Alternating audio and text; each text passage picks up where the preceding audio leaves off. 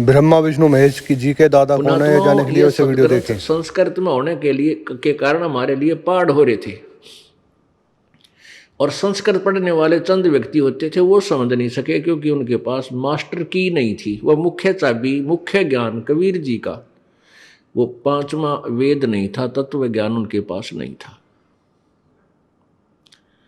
तो अब वो गीता ज्ञान दाता किसी परम अक्षर ब्रह्म, परम माने श्रेष्ठ, अक्षर माने अविनाशी, ब्रह्म माने भगवान, ब्रह्म का अर्थ परमात्मा होता है।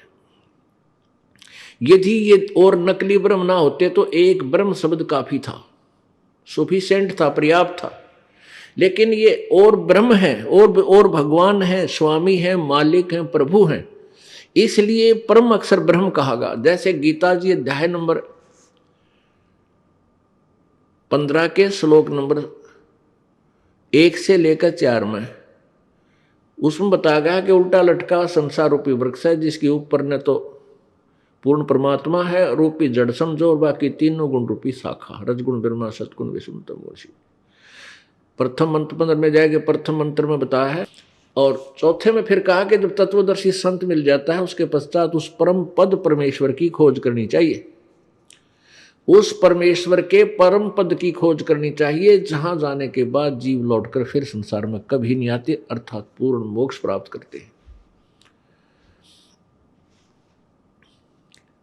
गीता ज्ञानदाता अपने बारे में कहता है चौथे अध्याय के 5वें श्लोक में, अर्जुन तेरे और मेरे बहुत जन्म हो चुके हैं, तू नहीं जानता मैं जानता हूं। फिर 9वें श्लोक में कहा है चौथे अध्याय के में कि मेरे जन्म और कर्म अलौकिक है।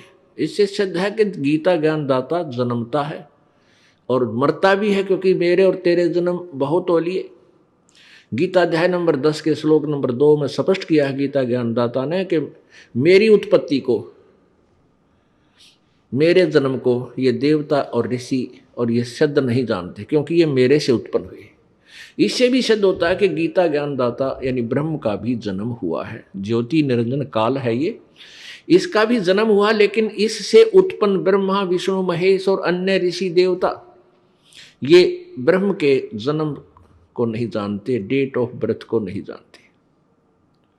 अब ब्रह्म का पिता बता सके है कि इसका जन्म कब हुआ।